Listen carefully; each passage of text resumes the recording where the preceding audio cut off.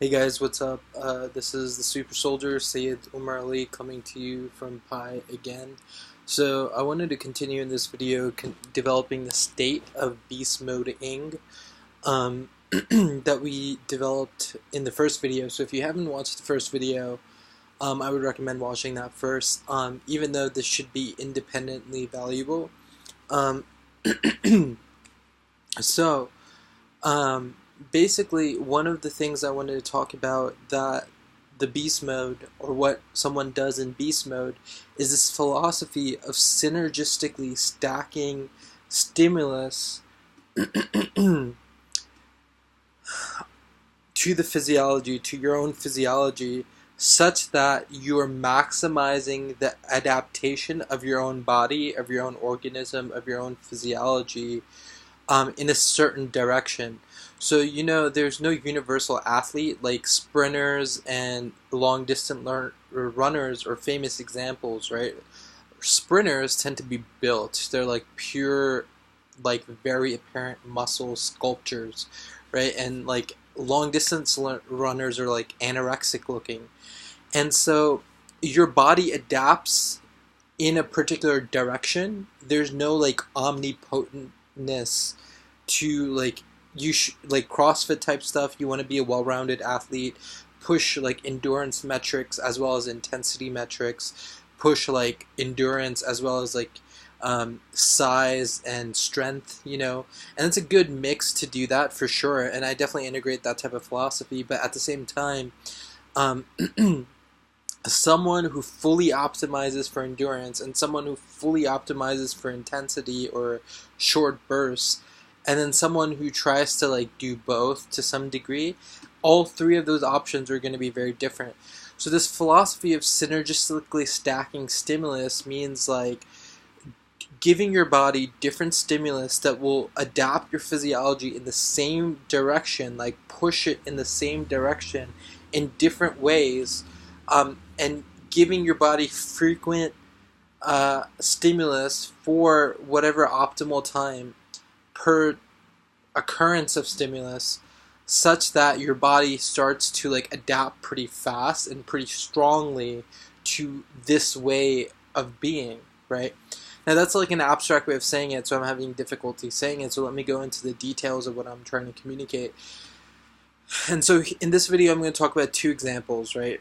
I'm going to talk about the strength, speed, and size stack of synergistic stimulus, and then I'm going to talk about the fat loss stack of synergistic stimulus, and I'm going to show how these are different and how my philosophy is of doing like fitness is giving yourself like short immersive bursts, like doing like don't do like cutting or like bulking up or something for months.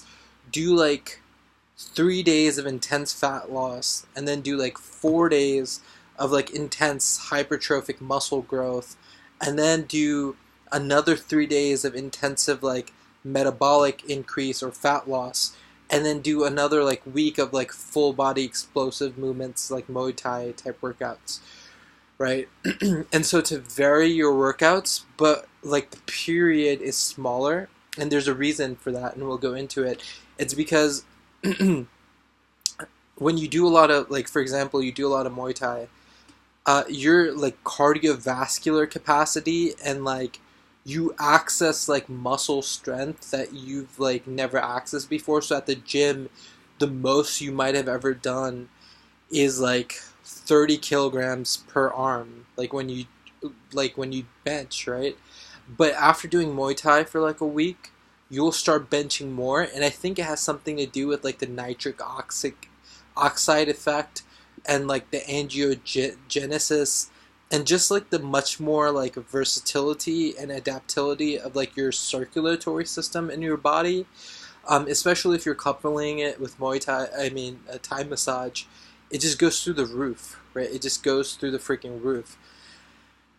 And then the same thing goes if I do 3 days of intensive yoga, which increases like my metabolic capacity and like my flexibility and my like agileness, and then I go into Muay Thai. because of the agility, every aspect of my training, because Muay Thai may look like power-based martial arts, but the foot you keep on the ground, there's movement to it, so that is like agility. Like, your kicking leg is definitely pure strength, but then the other leg has to be agile to like root in the right way and twist in the right way. And so there's definitely an agility component. It's not like Taekwondo where you're doing backflips, but there's definitely an agility component to Muay Thai. It's extremely important to pulling off the kicks correctly. And when you like actually start doing it, you're like, oh, this is pretty like agility oriented as well as strength, you know. So when you do that, like if I do 3 days of yoga, like my burnout for Muay Thai right now is like a week. Like if I do a week of intensive training for Muay Thai, what ends up happening is like my body gets exhausted and I need to either take 1 or 2 days of rest or like transition into doing a different type of workout where I might just start doing yoga again or weightlifting for a couple of days and then take 1 or 2 days off before going back to Muay Thai. And so doing different types of like different type of workouts. Now let's get back to the examples that we're going to talk about here. And so the two examples is, one is like the fat loss stack, right? And so the fat loss stack, the thing that I have in the stimulus that I give my body during the fat loss stack is like in the morning in a fasted state, like going to sleep in a fasted state, like 2 or 3 hours of fasting and going to sleep at a reasonable hour, getting a full night of sleep, waking up and going immediately to like yoga on an empty stomach, maybe having water, but otherwise totally an empty stomach. I might take cumin seeds. That's definitely 0 calories and like it has a certain holistic yogic effect that's holistically healing to the entire body. And so on a empty stomach I might have that, but sometimes I'll just go even without water. But like I'll just drink water and I'll go to yoga class. And basically right after yoga class, what my body is in a state of, it's because it's in a fasted state, it has no sugar, it's purely burning fat.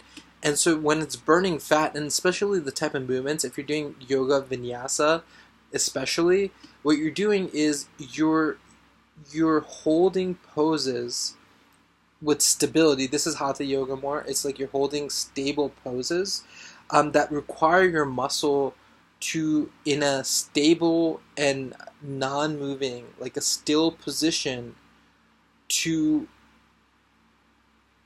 produce energy to maintain that still position. And your body isn't really very strongly adapted. Your body was adapted in an environment to like optimize for certain types of movement, right? Like expenditure of calories while standing still, your body isn't really adapted for that. It's actually adapted against it. So what happens is when you hold these poses like in stationary positions, because like lifting 100 pounds like on a bench like 10 times is different than holding a plank for like 5 minutes. It has different physiological effects. And the thing with yoga postures is because of the breath and the way you're using your body, like most postures tend to have more effect not just in the targeted region but all over the body, right? And so what happens is on a cellular level, each one of your cells is now required to produce more energy like at rest.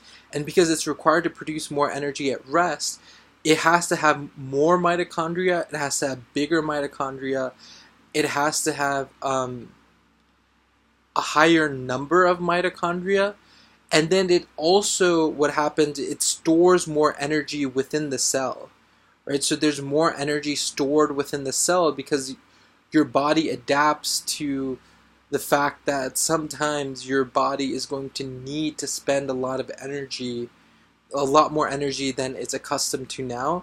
So those cells adapt and they like store a lot more energy per cell, so there's a lot more vitality per cell because there's more energy. And then there's more capacity to produce more energy. Once like the present energy supply is exhausted, there's more capacity to produce energy. Right? So on that level, what happens is and all of that takes energy to sustain. So what happens is when your body adapts and mitochondrially, like intracellularly, it adapts through yoga. And that's just one of the things that happens through yoga. what's going to happen is your body is much more capable of like burning fat, but your entire body is capable of like shifting energetically much more intensely. Like you can all of a sudden like produce a lot of energy and use it for something. Like your entire body adapts, especially if you do yoga properly and you do poses that target like all aspects of the body or all parts of the body. So that's one thing that happens. That especially, and then in vinyasa, because of the fast movements, and hatha yoga because of the stillness, both of them have their own version of this, right? And both of them have like different benefits, but both of them also have this one particular benefit in common. So I start my day with a yoga class of that kind.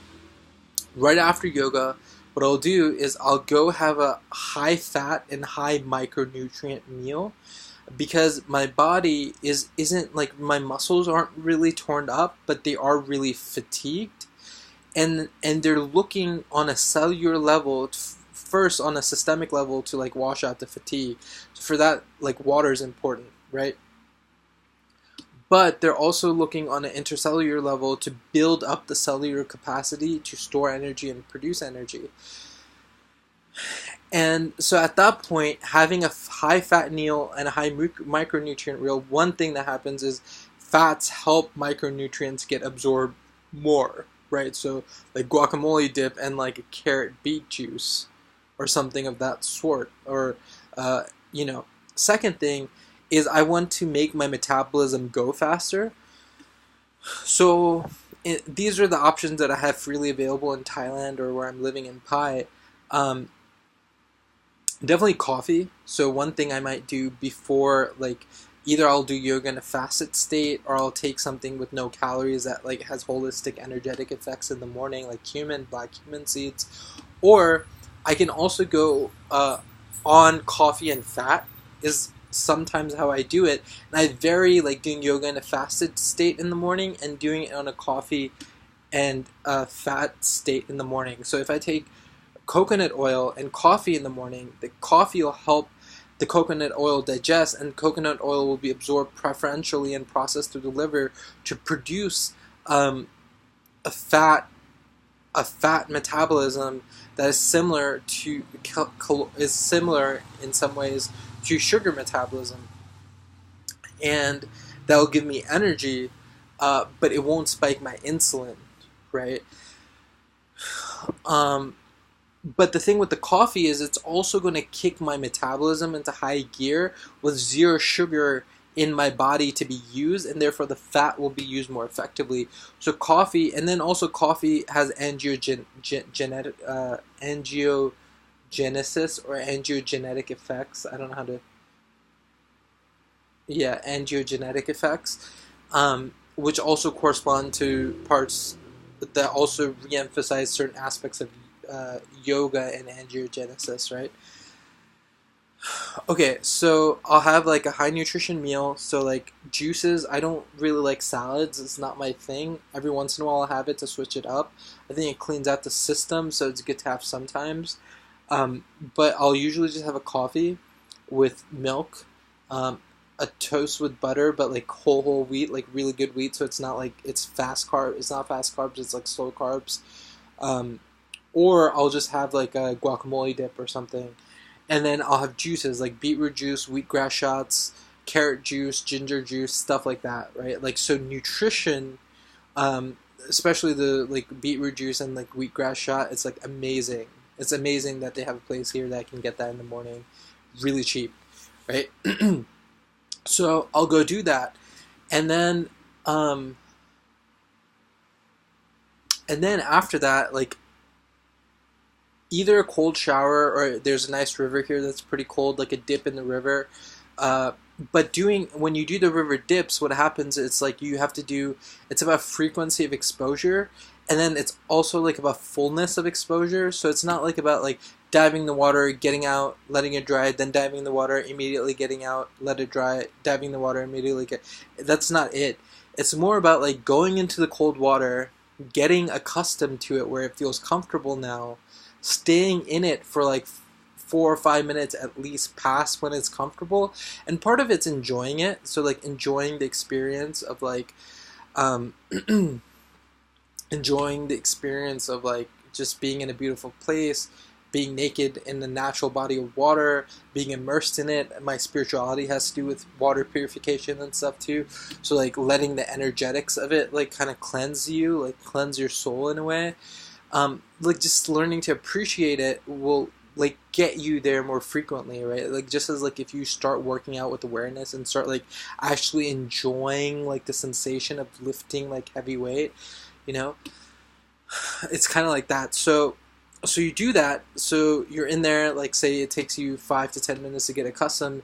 You get out, you just kind of sit on the sand, maybe film like a YouTube video, or like you do whatever you need to just chill out for a minute. And when you start getting chilly outside the water, and you put your foot in and it's cold again, right? Like once you're like out of it, then you go back in. And so that the discomfort thing of like exposing yourself to cold water, you do that as many times as you can, and you stay in there and you wash and like whatever. So, and that can also be a cold shower. So if you don't have a nice river, full body immersion, because there is something different about full body immersion, right? In cold water, and then getting accustomed, it's different than taking a cold shower. Like those two things are not the same. In some ways they are, because the water is evaporating, so it's like cold like when you're taking a shower, because you're like exposed to the air at the same time as, you know, you're not immersed. But there is something also different, like your whole body's metabolic rate goes through the roof. You have a nervous system response, like there's hormonal response. It's like a big thing to be immersed in cold water like that. So either one of those, but both of those, especially if you drank coffee recently, like earlier in the day, then your ability to like high gear metabolism is going to be, and again, it has the same cellular effect of upgearing the metabolism, or upgearing your mitochondrial capacity, number, and size inside the cell, right?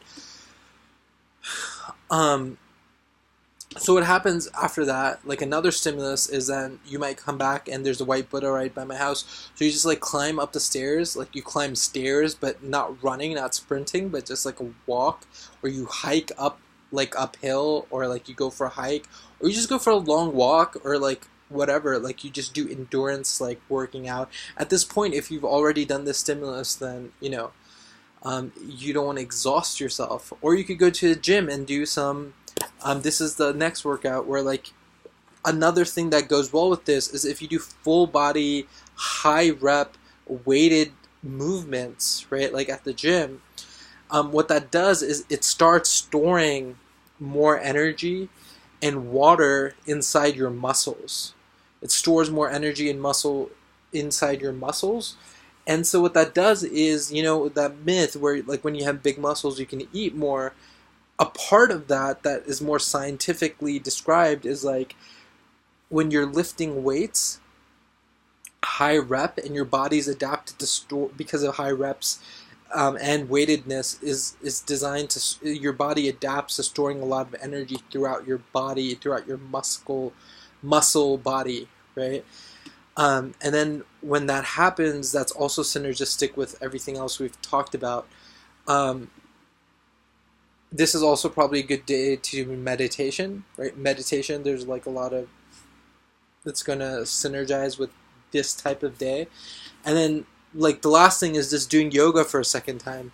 Like I would highly recommend just doing yoga twice a day, but the thing for me is like I never end up doing yoga twice in one day because there's 90-minute vinyasa classes are pretty intense, unless like between the two classes, morning and evening, I'm like also doing something else, right? Like if I keep my body active during the day, then I'll do like the second yoga class, but do a second yoga class, maybe get a massage, and then just go to bed.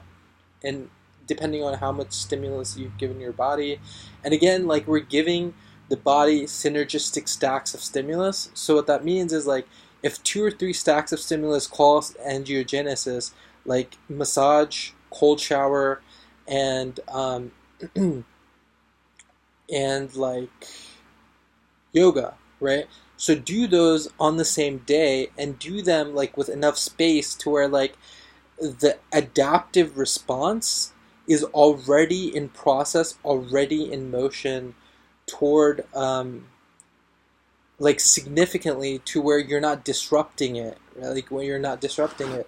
So for example, like, you know, there's a 1700% boost in HGH and like some high percentage in testosterone if you work out after 15 hours of fasting. So like if you go to sleep and wait till like 3 or 4 o'clock the next morning and then go lift weights without like in a fasted state, that will really boost the hormonal response you get to lifting out. Now the thing is, like, if immediately after doing that like 30-minute 40-minute workout, immediately I just had like a Coke, right, and immediately having the strong testosterone and HGH response that might have not even fully released yet, I don't know the exact time periods, but it hasn't even fully cascaded and released, and like it's cascade, like secondary, third, fourth cascade, like of impact on your physiology hasn't really even set in, and you just drink a massive Coke and just flood your blood with insulin. You just flood your blood with insulin even before this is actually released, and it's natural for your body to do that. So what that means is you're giving like two stimulus that cancel each other out. It might even make you sick in some way. Like I'm sure like that might make you sick in some way. So you don't want to do that. You want to wait, like you want to wait for that hormonal response to set in. And so like I would say like even like I get that like, you know, you should have nutrition right after to optimize hypertrophy and growth.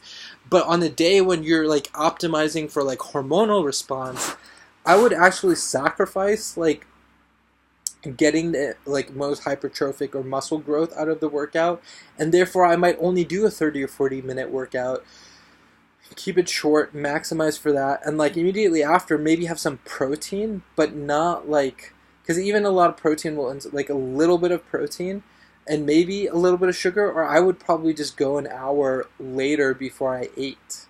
Because at that point, what I want to do is I just want to maintain the muscle size. Like I want to like garner the systemic effects of like the hormonal response because it's so huge and so immense, and let that cascade through my system without like diminishing it, canceling out, or like suppressing it in some way.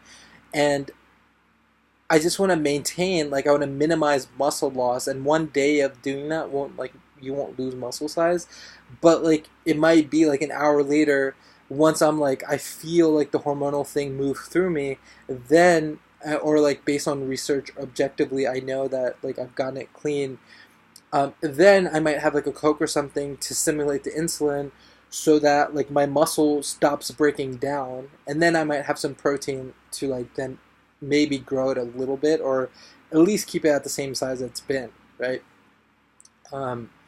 So that's like one synergistic stack. Nutrition wise, on these type of days when you're doing fat loss, you ironically want to eat high fat, high micronutrients, medium protein, because you're going low carbs. You can't have high fat and high carbs because that will make you fat, right? So you can't have high fat and you can't have high carbs on the same day if it's not a cheat day or whatever. So you just go high fats and you go low carbs, right? And preferably all slow carbs and low carbs. And then because you're going low carb, but your body needs protein, and because amino acids like enhance, especially when eaten with fats, enhance like the testosterone and HGH like effects, right? So you want to take some protein, but it has to be medium, because the thing is, if you don't have high carbs with high protein, then that protein won't be absorbed, and it's bad for your kidneys, and like it's not good for your body to have a lot of protein when you're not having a lot of carbs to go with it, or at least not sufficient carbs. So you want to keep the protein intake low medium, right? Not full on medium, not full on low medium. And then you want to keep like carbs low and fats high on like fat loss days, which is interesting because the fat like really enhances testosterone and HGH and like all sorts of stuff. You also want to go high metabolic boosters. So definitely like coffee, simple, right? Do coffee. Okay. So on the other side, now if we do a different type of workout, right, we do a different type of like emphasis, so speed, strength, intensity, that type of thing, or size, right? So that is like high weight, right? Like high weight, low rep, not necessarily low rep, but low rep but set per set. So high weight, low rep per set, and I think number of sets should still be relatively high. That type of weightlifting, coupled with sprinting, uh, coupled with, and like I like varying sprints, so like burpee sprints, like running upstairs sprints, uphill sprints, like treadmill sprints, like jumping jacks or squat jumps, or like just varying the type of sprints. But I like my sprints to be whole body, so I'll even do it on like the elliptical machine sprints. And so for example, like on leg day, one thing you can do is like you can go for 4 or 5 sprints in the morning, and then you can go like another, like for me when I do legs day, it's like a 3-part workout, like that goes the entire day. The first thing in the morning is I do sprints. The second thing is I do legs, as much as I can for like 40 minutes, and it's not finished yet. I only get through like half my legs, or like half the muscle groups, and then I come back like at night and do another 40-minute legs workout of different parts of the leg. Um, so because running is the same type of hormonal response, like sprinting generates a similar hormonal response to weightlifting, especially on a fasted state. And so what I do is I do sprints on an empty stomach, right? Now after sprints, I don't need to have like a huge like meal. Like it's not like I'm really looking to garner the hormonal response to sprinting. So I'll have like some water, and then I'll actually like probably stay fasted, maybe have like a little bit of protein right before I do my first legs workout, which is only like an hour after my sprints are over. And then after my sprints, then I'll go have my first meal of the day. After my first legs workout of the day, then I'll go have my first meal. So this like combination of like sprints, weightlifting. Let me think if there's anything else that kind of goes with this. Muay Thai is it's kind of like in the middle, so we'll leave it out. But one of the things I like doing even on these days is like I'll either do like a yoga, like I'll do a little bit of yoga, or I'll integrate sprints, because even though I'm like optimizing for my body to like move in one direction, even when I'm optimizing for that and giving very strong repeated synergistic stacks of stimulus in that direction, I want to integrate a little bit of like the opposite effect, not so that it'll cancel this out, but just so that like my body, like the metabolic response is like sustaining itself. So I'll do like a few planks or a few downward dogs, a few like warriors or something at the end of my workout to lower the cortisol response, so that without the cortisol, my like testosterone and HGH will be like the highest it possibly can and have the highest impact it possibly can without cortisol in the blood. And so that like my cellular like upregulation of energetic production throughout the body is upregulated while my body is like rebuilding the muscle, or like whatever, like repairing the damage of like working out, or like, so I want that upregulation that happens through yoga of metabolic rate to always like be happening. Like I try to make that happen like in almost every single workout. So you can see how these two things are different, where like the nutritional stimulus that you're putting in, the exercise stimulus that you're putting in, and like other various like exposure to environment, like cold shower, things you're putting in, all are, and actually I'll take warm showers on the day where I do weightlifting and sprinting. Anyways, point is, you see how these synergistic stacks of stimulus, because they like tend to adapt your physiology and your organism in a particular synergistic direction, like doing all these on the same day or during the same period is probably, it will adapt your body effectively and much more strongly in a certain direction. And so basically, like overall picture, one thing I'm doing right now, I'm going to do another another round of like just muscle weightlifting and sprints to get faster, to get stronger, and to get bigger, right? So I'm doing one more round before I do like a 3-day yoga intensive, right? And so the one more round, I just did chest today. Tomorrow I'm doing back. The day after I'm going to do legs, and then I'm going to do shoulders and traps, and then my arms. Now after arms, I think I'm going to need like a day break or something. But like basically after the next arms day, I'm going to like chill or like end. I might have 1 or 2 extra days in there where like I work on stuff that I want to work on, but I'll have 1 or 2 days of rest, and then I'll go immediately into yoga for like 3 days, and I'll try to do like 2 or 3 yoga classes a day. And Pi, like I think I can make 3 happen. So either I'm going to do 3 a day for 2 days, or I'm going to 2 a day for 3 days. So basically, within 3 days, I want to get 6 classes done, right? And that's going to be my goal, is that within 3 days, I get 6 classes done. I might aim for 7, like within 3 days, get 7 classes out of the way.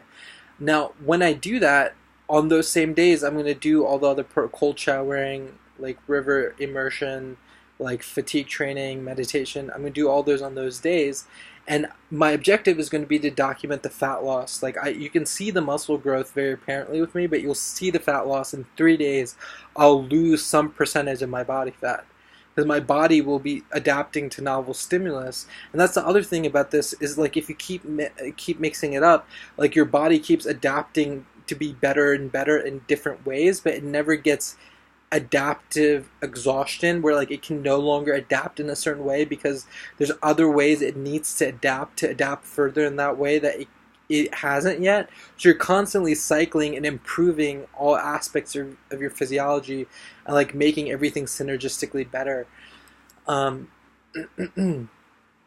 Yeah, and then after that 3 days of yoga, I'm going to give myself like a 1-day break and then go into Muay Thai for a week or 2. Muay Thai is really exhaustive. I've gone through like an intense like 1 week training. This time I want to go for 2 weeks. Like even if I can't make it twice a day or once, like I still want to go for 2 weeks solid. So this time I'm going to be going for 2 weeks solid, and therefore I'm going to be well rested before I go into it.